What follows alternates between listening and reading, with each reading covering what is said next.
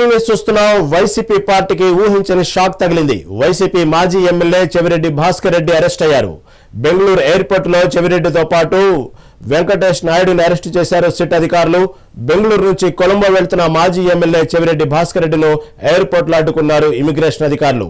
విజయవాడలోని సిట్ కార్యాలయానికి చెవిరెడ్డి భాస్కర్ రెడ్డిని తరలించారు. ఇక ఇవాళ మధ్యాహ్నం ఏసీబీ కోర్టులో హాజరుపరచనున్నారు. దీంతో విజయవాడ సిట్ కార్యాలయం వద్ద భారీ బందోబస్తు ఏర్పాటు చేశారు పోలీసులు.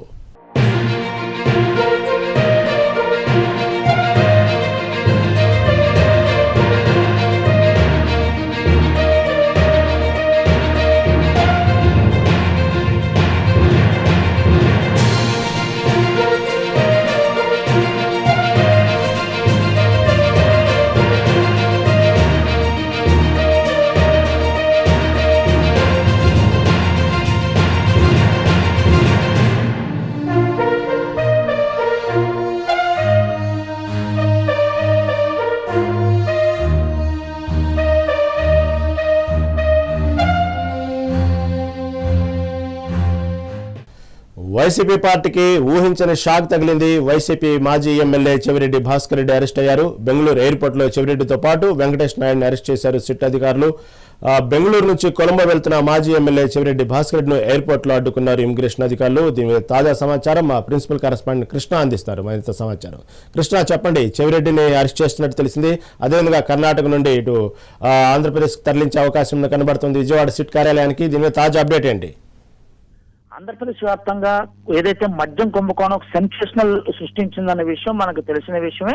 మొదటి నుంచి కూడా వైఎస్ఆర్ కాంగ్రెస్ పార్టీలో ఉన్నటువంటి శ్రేణులంతా కూడా ఇది పెద్ద ఎత్తున మద్యం కుంభకోణంలో వీరి యొక్క పాత్ర ఉందంటూ కూడా ప్రభుత్వం కొలువుదీరిన కాడి నుంచి కూడా దానిపైన పూర్తి దర్యాప్తు చేస్తున్నట్టు మనం చూస్తాను.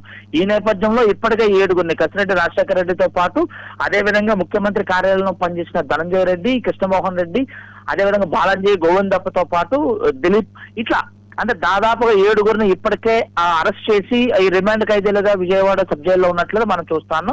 ఈ నేపథ్యంలో మరికొంతమంది అరెస్ట్ అవుతారంటూ కూడా ప్రభుత్వం అయితే వారి యొక్క స్టేట్మెంట్లు, అంటే ఎవరైతే రిమాండ్ ఖైదీలుగా ఉన్న స్టేట్మెంట్స్ తో పాటు ఈ మద్యం కుంభకోణంలో ఎవరెవరైతే ఇన్వాల్వ్ అయి ఉన్నారు వారి పాత్ర ఏంటనే దానిపైన క్షుణ్ణంగా దర్యాప్తు అయితే ఇప్పటికే ముమ్మరం చేసిందని చూస్తాను. ఈ నేపథ్యంలో ఏదైతే చంద్రగిరి మాజీ ఎమ్మెల్యే చెవిరెడ్డి భాస్కర్ రెడ్డి 38వ నిందితులుగా చేరుస్తూ కూడా ఏదైతే ఏసీబీ ఈ సిట్ బృందం అయితే తన పైన అయితే ఛార్జ్ షీట్ అయితే దాఖలు చేసింది, ఎఫ్ఐఆర్ నమోదు చేసింది.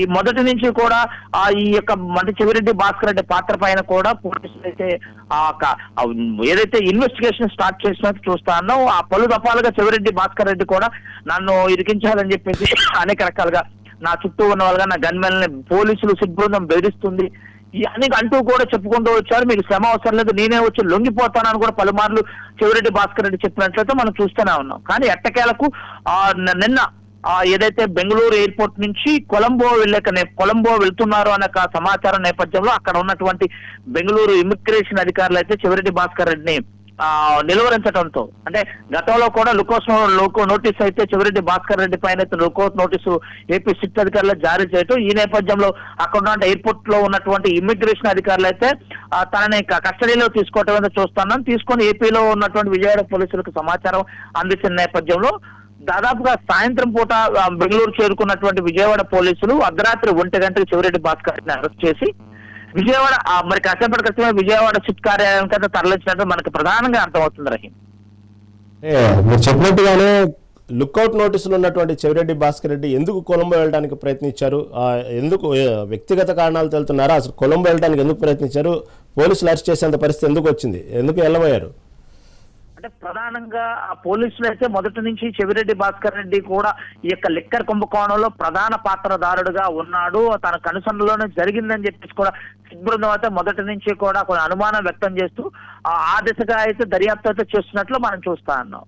కానీ అవన్నీ నేపథ్యం తీసుకున్నట్లయితే పోలీసుల పైన కూడా కొన్ని ఆరోపణలు కూడా, అంటే ఏదైతే గత 10 సంవత్సరాలుగా చెవిరెడ్డి భాస్కర్ రెడ్డి దగ్గర గన్మెన్ గా పనిచేస్తున్న మధు అనే ఏదైతే కానిస్టేబుల్ ఉన్నాడో, మదన్ రెడ్డి అనే కానిస్టేబుల్, తను కూడా పోలీసులకు వ్యతిరేకంగా ఒక స్టేట్మెంట్ కూడా ఇచ్చి హాస్పిటల్లో చేరిన నేపథ్యంలో కూడా మనం చూస్తూనే ఉన్నాం.